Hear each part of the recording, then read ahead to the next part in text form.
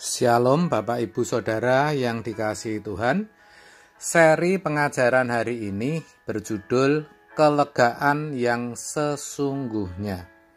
Saudara, bagi kebanyakan orang, kelegaan dimengerti dan dipahami sebagai suatu keadaan atau suasana hati yang aman dan nyaman karena masalahnya bisa selesai, sakitnya bisa sembuh, keluarganya dipulihkan, atau apa yang sudah lama dirindukan bisa tercapai.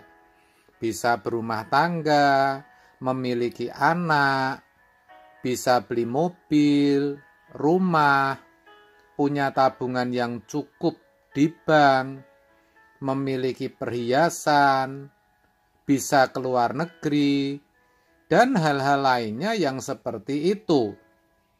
Pemahaman orang Kristen pun demikian, tidak berbeda saudara. Bahkan mereka berpikir kelegaan yang ditawarkan Tuhan Yesus juga kelegaan yang seperti itu. Itu tidak tepat saudara, kalau tidak boleh dikatakan salah. Dalam Matius 11 ayat 28 dituliskan demikian, "Marilah kepadaku semua yang letih lesu dan berbeban berat, aku akan memberi kelegaan kepadamu." Kalau dalam ayat di atas Tuhan Yesus berkata, "Aku akan memberikan kelegaan kepadamu." Itu maksudnya bukan kelegaan seperti versi kebanyakan orang di atas. Kelegaan dalam Matius 11 ayat 28 dalam bahasa aslinya dipakai kata anapauso yang artinya perhentian. Jadi kalau Tuhan Yesus berkata, "Marilah kepadaku semua yang letih lesu dan berbeban berat," itu berarti Tuhan mengajak, Tuhan mengundang siapapun yang letih lesu dan berbeban berat agar datang kepadanya. Semua yang letih lesu artinya semua orang berdosa. Dosa itu menjadikan orang letih, lesu, saudara. Sedangkan semua yang berbeban berat itu ditujukan kepada orang yang hidupnya masih memiliki berbagai hasrat, ambisi, dan keinginan-keinginan duniawi. Kepada merekalah Tuhan menawarkan kelegaan atau perhentian itu. Maksudnya, ketika mereka bersedia datang kepada Yesus, maka mereka akan bisa berhenti berbuat dosa dan bisa menghentikan atau tidak lagi menuruti segala kedagingan dan hawa nafsunya. Begitu.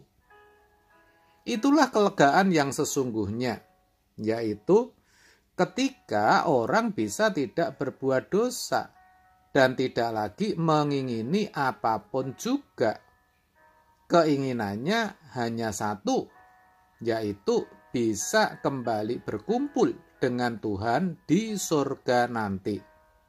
Kalau saya katakan demikian, bukan berarti kelegaan itu akan dialami ketika seseorang meninggal dunia. Bukan begitu, saudara. Tetapi ketika ia masih hidup, yaitu ketika ia mau datang kepada Tuhan Yesus. Datang kepada Yesus bukan sekedar beragama Kristen dan pergi ke gereja, tetapi mendengarkan yang Yesus katakan dan melakukan apa yang menjadi perintahnya. Itu sama artinya orang harus mengenakan hidup Yesus, menjadi serupa dengan Dia. Itu tidak mudah. Caranya, ia harus mengenakan pikiran dan perasaannya, seperti apa yang tertulis dalam Filipi 2 ayat yang kelima. "Hendaklah kamu dalam hidupmu bersama menaruh pikiran dan perasaan yang terdapat juga dalam Kristus Yesus. Saudara, yang jadi masalah bagaimana kita bisa mengenakan pikiran dan perasaannya, bagaimana kita bisa mengerti perintahnya serta mengenakan hidupnya. Mengingat Tuhan Yesus tidak hadir secara fisik. Nah, kita harus tahu bahwa pikiran, perasaan, perintahnya itu tertuang, itu ada di dalam firman-Nya. Berarti kita harus bisa mengerti dan memahami firman dengan benar. Nah, untuk itu tidak bisa tidak, kita harus mau belajar, saudara. Dan terkait akan hal itu, Roh Kudus yang akan menuntun. Sedang untuk mengenakan hidupnya, caranya kita harus berjuang hidup sesuai dengan firman. Firman itu jangan cuma dijadikan pengetahuan, jangan cuma didengar, tapi harus sampai menjadi kodrat, saudara. Namanya kodrat itu sifat bawaan. Dengan demikian, orang yang hidup dalam firman-Nya pasti mengalami perubahan kodrat dari kodrat dosa menjadi berkodrat ilahi.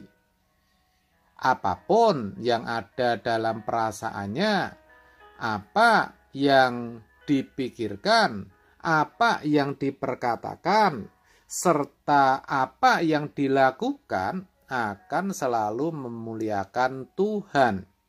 Hati Tuhan akan disenangkan dan dalam segala hal tidak berbuat dosa lagi dan bisa berhenti atau mengakhiri segala keinginan duniawinya. Itulah kelegaan yang sejati, itulah kelegaan yang sesungguhnya, itulah yang ditawarkan yang mulia Tuhan Yesus kepada mereka yang letih lesu dan berbeban berat.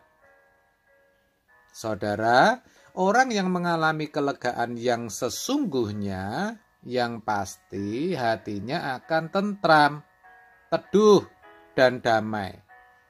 Apapun yang terjadi atau dialami dalam hidupnya, walaupun masalahnya tidak selesai.